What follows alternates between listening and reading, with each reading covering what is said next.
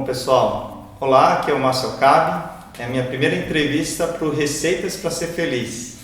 E estou muito contente de fazer a entrevista, a primeira entrevista com o José Bueno, que eu fiz Aikido em 2000 e eu passei para a faixa amarela. E aí eu queria muito saber do Bueno o que ele está fazendo além do Aikido.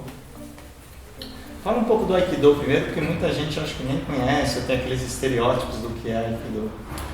Não, Aikido, eu estou envolvido com Aikido desde 84, vocês estão falando de 32 anos. 84. E é uma grande paixão, aprendi muita coisa, a gente pode falar aqui um pouquinho sobre as coisas que moram, né, nessa prática do Aikido.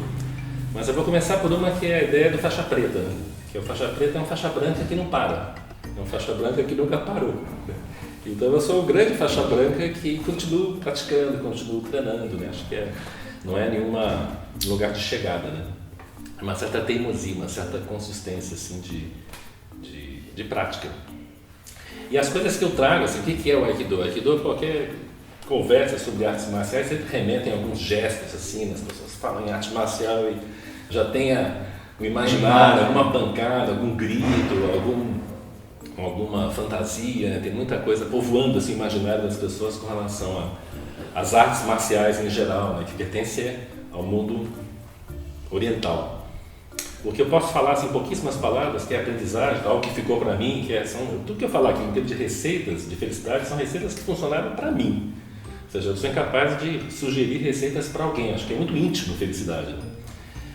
A minha felicidade tem a ver com as descobertas lá com esse mundo do Aikido, que me continuam me ensinando a como lidar com as dificuldades, com as resistências, com as tensões. Elas vão surgir, elas vão estar aí. E o que é legal, que agora eu lembrei, na época que eu fiz Aikido, eu fazia dança de salão. Fiz 3 anos de dança de salão naquela época e eu lembrava que o Aikido é como uma dança. Porque era muito bacana, porque não tem um confronto, na verdade tem que ter aquela harmonia. E o dojo se chama Aikido Harmonia. Dojo Harmonia. Então, o confronto vai haver. Ou seja, eu estou falando, né, de Aikido, ele é uma dança com o confronto.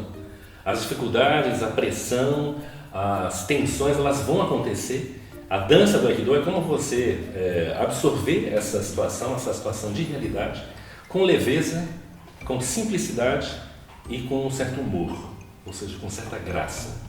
Então a escola do Aikido é a escola da vida, é a escola de saber lidar com as situações difíceis, com as situações que te colocam na parede, que te pressionam, e continuar sua marcha com a mesmo joie de vivre, mesma alegria, mesma disposição, mesma vitalidade, sem se abater. E caso se abata, que você volte.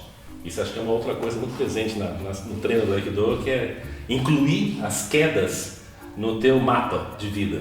Vão acontecer as quedas, as coisas vão terminar, as coisas vão ser difíceis, você vai ao chão e isso é só mais um pedaço do filme, ou seja, não tem que temer o chão. E eu lembro que tinha um dos que eu mais gostava, era quando a gente vinha correndo e pulava e se jogava, que é uma metáfora muito legal, que você aprende a rolar, ou seja, se você tenta não cair, você se rala. Mas quando a gente faz aquele movimento de se jogar aí, é muito bacana, porque tem a ver com isso mesmo. A gente cai, mas se a gente deixa fluir, a gente consegue sair. Eu acho que se botar não como receita, mas como uma aprendizagem, de você incluir, você achar beleza na queda. Ou seja, fazer da queda uma obra de arte, fazer da queda o seu estímulo para voltar para o jogo. Então, incluir as curvas, né, na sua linha de vida. A vida não vai ser isso, a vida ela vai ser sinuosa. E os momentos de descida, os momentos de queda são momentos tão emocionantes quanto os momentos de subida.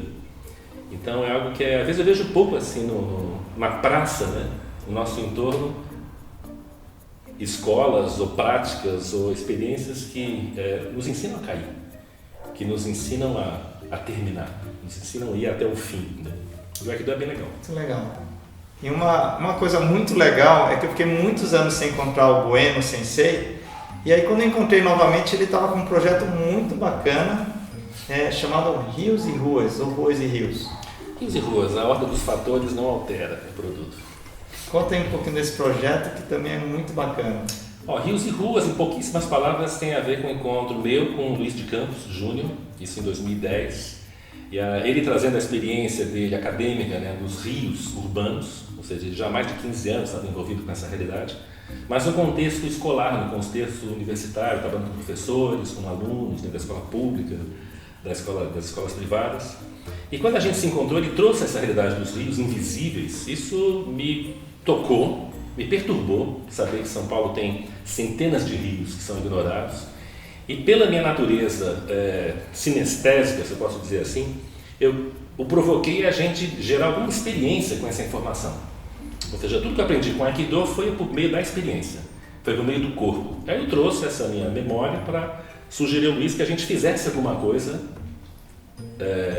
vivencial com relação a esse conhecimento. Ou seja, se a gente poderia ir de encontro a algum desses rios. E lá em 2010 a gente bateu um papo e fomos fazer um passeio, acho que no dia seguinte, alguns dias depois, atrás de alguns desses rios.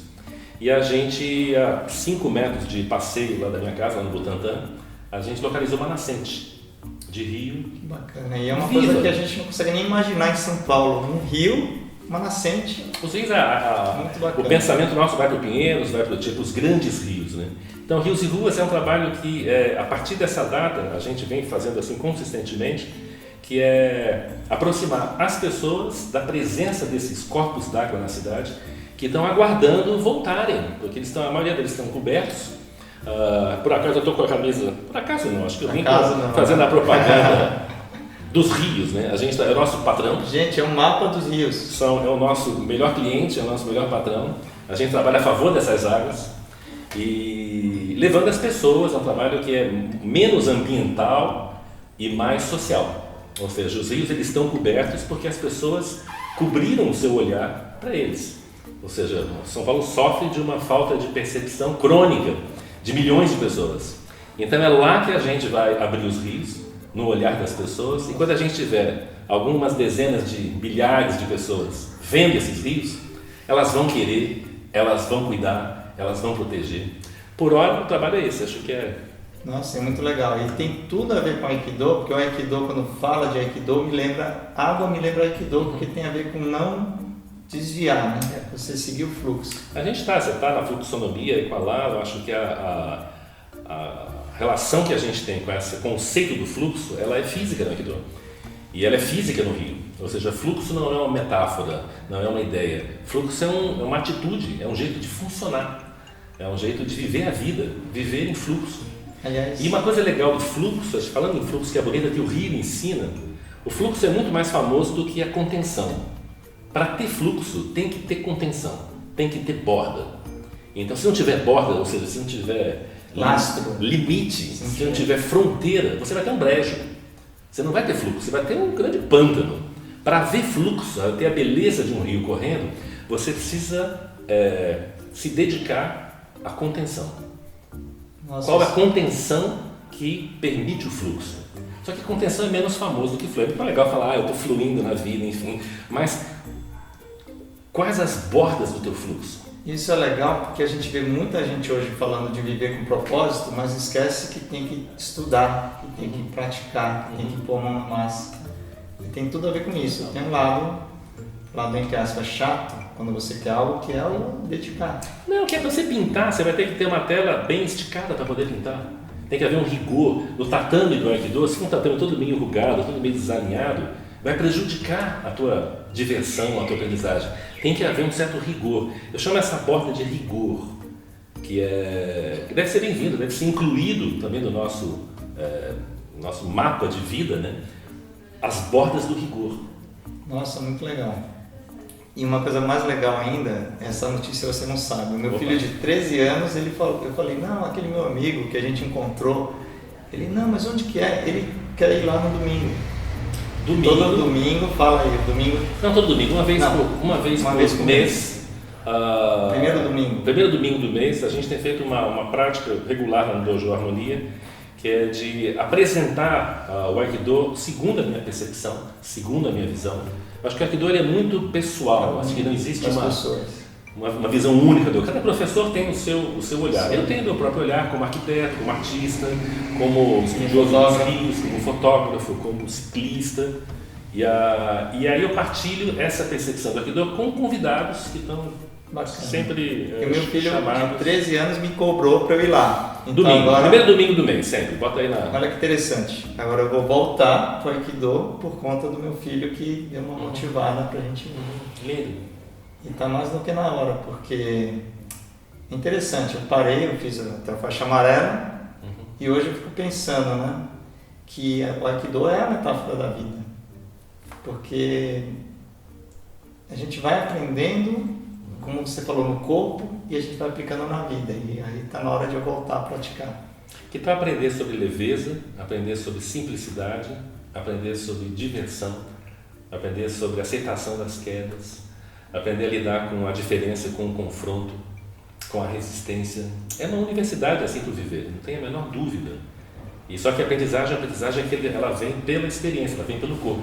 Ela não vem pela cabeça, ela não vem por uma leitura, por um PowerPoint, por um Prezi, ela vem pela tua ação, pela tua percepção visceral, né, do outro, do corpo do Muito outro. bacana. Eu estava conversando com o Bueno Sensei antes da entrevista e você falou de outro caso, uma história muito bacana, daquele evento que você foi, que eu não lembro o nome do evento, que você foi levar os seus trabalhos que você tem feito. Conta um pouquinho dessa experiência mais corporativa também. Não, assim, já tem alguns anos, né, desde o início, assim, quando eu tomei contato com o Aikido, eu percebi a potência dessa metáfora, a potência dessa experiência para irrigar a vida em vários outros campos, né? Ou seja, eu posso usar a cultura do Aikido para influir ou impactar a educação, a vida corporativa, as relações familiares, a saúde pessoal, a vida coletiva, a vida em grupo. Ou seja, tem muito do conhecimento que pode ser útil quando toca outros universos, né? E saiam do universo da arte marcial japonesa de defesa pessoal. Porque o Aikido não é bem uma luta, não é bem marcial, não é bem japonês, não é bem de defesa e não é nada pessoal, muito pessoal. E então, 2002, eu tomei contato com uma comunidade internacional de praticantes de Aikido com essa curiosidade, né, de ver o que daria o Aikido, por exemplo, dentro de um hospital. Ah, que legal. É uma comunidade, então, que espalhada pelo mundo, criando projetos diferentes usando o Aikido.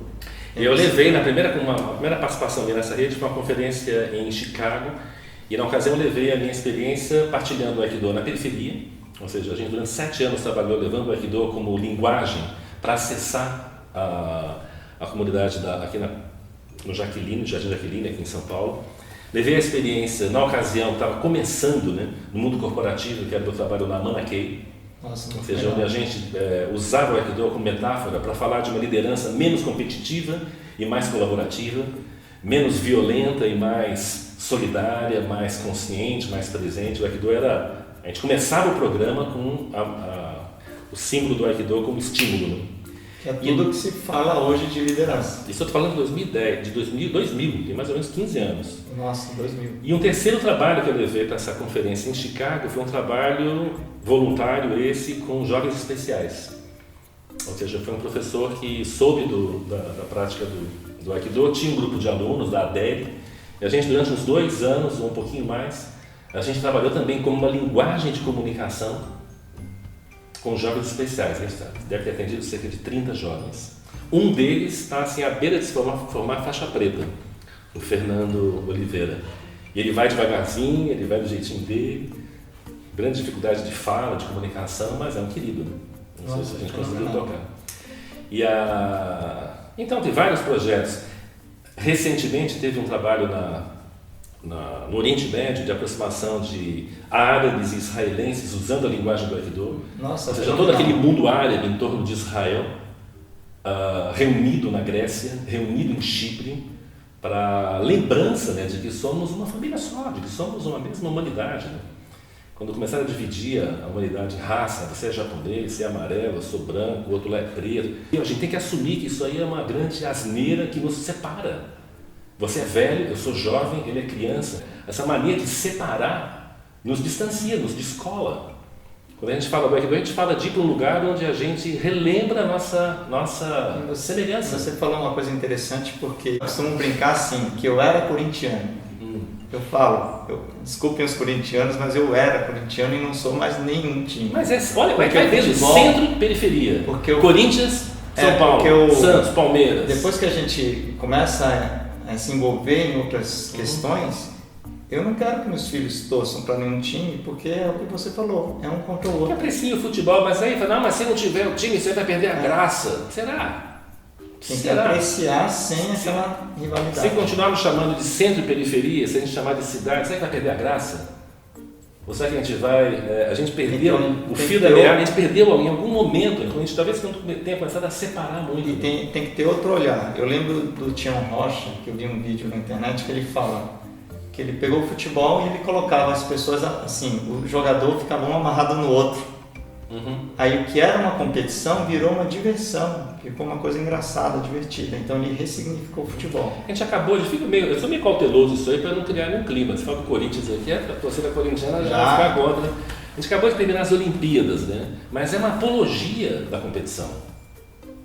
Ou seja, o senso, o que mais me interessa às vezes na Olimpíada é o senso de confraternização, de festa, de comunhão, de farra. Depois tem lá um momento que é hipervalorizado, que é quem é o primeiro, quem é o melhor, quem que chega antes, quem que é o número 1 Para quê? O que eu quero saber que o cara tem um centésimo a mais? Mas eu falar me posicionar contra o Bolt, por exemplo, é meio arriscado, mas acho que a gente tem que olhar com muita parcimônia. Tem que ter cuidado. Muita parcimônia, essa cultura do número 1, do primeiro. Isso nos faz bem no final? Faz bem para quem, né? Faz bem para quem? E o que é o espírito olímpico? O que é dar o melhor de si? Que esse é o barato, acho, da Olimpíada, é dar o melhor de si. As Paralimpíadas, elas são muito mais charmosas do que as Olimpíadas, né? Você vê os meninos e as meninas lá dando o melhor de si, sem uma perna e sem problemas neurológicos, superando. Isso é lindo de ver, né? Mais do que a competição. Muito legal mesmo. Agora, Bueno, só para a gente encerrar a entrevista, queria fazer uma perguntinha para você só fechar. Bora. Afinal de contas, é o nome do canal. Se você pudesse dar uma dica, qual seria a sua dica? Qual seria a sua receita para ser feliz? Isso aí é simples. E eu não quero também te incomodar aqui, mas infelizmente eu não tenho uma dica de receita para quem me vê, para um espectador. Eu tenho a minha receita pessoal de felicidade. Que pode ser que sirva para alguém, mas eu não tenho atrevimento de dizer o que é felicidade para quem está me vendo. Pode ser que seja um troço totalmente diferente. Até porque a pergunta é essa mesmo, qual a sua receita para ser feliz? É a minha, então falando aqui, eu nunca tive carteira de trabalho assinada. Isso aí é uma receita assim, eu sempre fui independente, sempre fui empreendedor, isso fez a minha felicidade. Já fiquei mais feliz. Tem gente que vai falar, não, minha felicidade é ter a carteira assinada e um bom emprego, e um bom 13º, é uma outra coisa, enfim. Mas eu vou falar de um tripé que me acompanha e me mantém a minha saúde, que eu acho que eu associo muita felicidade a saúde física, emocional, social, até saudável. Eu não me distancio de 3 coisas que compõem esse tripézinho da minha felicidade. Uma é da convivência com criança, ou seja, o convívio com os pequenos. E acorda um tanto da criança que eu tenho, que é a brincadeira, que é a curiosidade, que é errou, tudo bem, continua, faz de novo, que é a amizade, que é a farra. Então, conviver, não me distanciei nunca do mundo das crianças. Então, sempre que eu posso, recentemente agora a gente abriu no Dojo lá um evento para aproximar pais e filhos. Tipo assim, o segredo era para estimular esse contato. Não assim, bota a criança para fazer lá, né? Vai lá treinar lá no Aikido, vai lá fazer natação e fica lá fora fumando. Vai junto, vai errar lá junto com ele, enfim. Então tá perto de criança. Então sempre que os eventos todos, conferência do Ethos sobre o futuro, legal, chama as crianças para dentro. Chama as crianças também. E o futuro é das crianças, né? Nossa, então chama os pequenininhos e vê se eles estão gostando do que a gente está falando aqui. Então ter a criança por perto. E de novo a gente segregou, isso aqui é coisa de gente grande, isso aqui não é coisa de criança. Primeira dica. Segunda dica, da minha felicidade, ok? Tá perto da natureza. Natureza. E não natureza, não é aquela lá longe, aquela que está lá que eu tenho que pegar avião, que eu tenho que pegar a estrada, a natureza que está rodeando a minha casa, o meu bairro, a minha cidade, enfim. E seja o convívio com bicho é natureza também, gato, cachorro, e seja as hortas, urbanas, os gramados, os parques, né? E no meu caso, assim, de uma forma de manter vivo esse contato é a conexão com os rios. Não com o rio que está longe de mim, não com o rio que tá perto. Corre na minha casa. Aqui tem um riozinho que eu cuido dele, lá, o rio Iquiririm. Nossa. A gente deu nome para o rio e a gente cuida, a comunidade ali cuida do rio.